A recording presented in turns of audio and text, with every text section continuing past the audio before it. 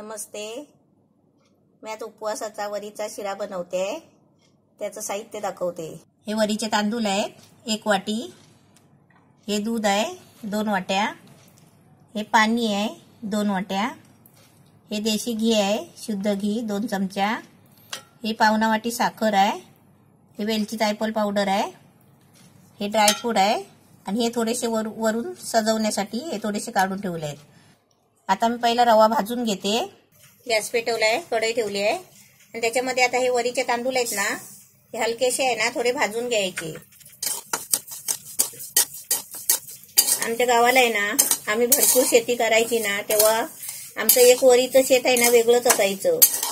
भरपूर वरी पिकायची आमच्याकडे, 1-2 दोन्ही तर वरी पिकायची. म्हणजे आम्ही कधी पण वरीचा भात करून खायची, वरीची पेज बनवायची, वरीचा शिरा बनवायचा.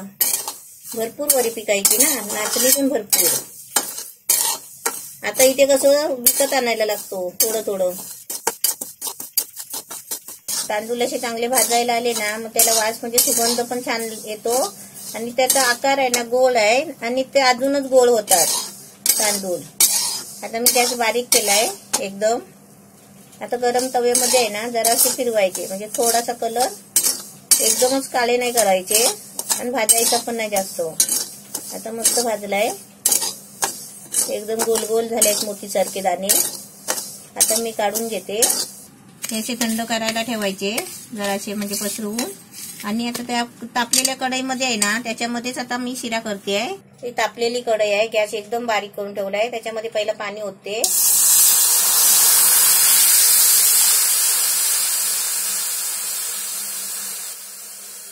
गॅस एकदम मी स्लो ठेवला आहे. 2 वाट्या पाणी, 2 वाट्या दूध. म्हणजे कसा तो आपला रवा नाही आहे, रवा असतो ना वेगळा असतो, तो कसा पटकन शिजतो. आणि हे वरीचे तांदूळ आहेत ना जरा शिजायला टाइम लागतो, त्याच्यासाठी आहे ना त्याला हा पाणी आणि दुधाचं प्रमाण जास्त लागतो. आता त्याच्यामध्ये घी टाकते. चांगली उकळी आली आहे. आता त्याच्यामध्ये रवा टाकते.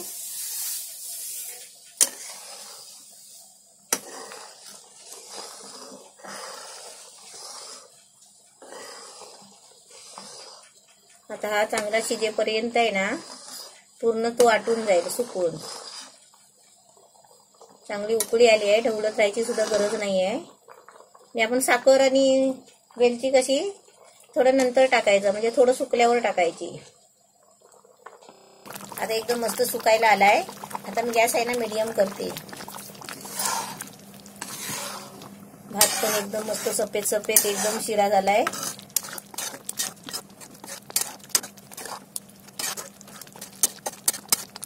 एकदम फुलून आलाय रवा, एकदम मस्त शिजलाय. त्याचे दाणे बघा एकदम मोठे मोठे झालेत आहेत.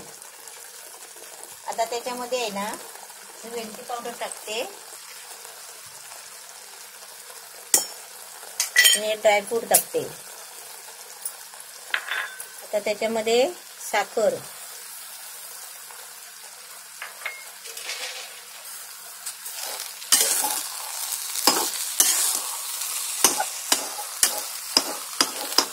आता गॅस थोडा बारीक करते.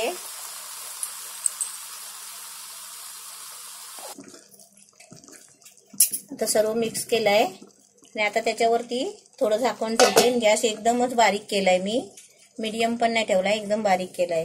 गॅस थोडा मीडियम ठेवलाय, म्हणजे एकदम बारीकच ठेवलाय. झाल्यावर मी तुम्हाला लगेच 2 मिनिटांनी दाखवते. एकदम मस्त छान झालाय. आता मी तुम्हाला काढून दाखवते.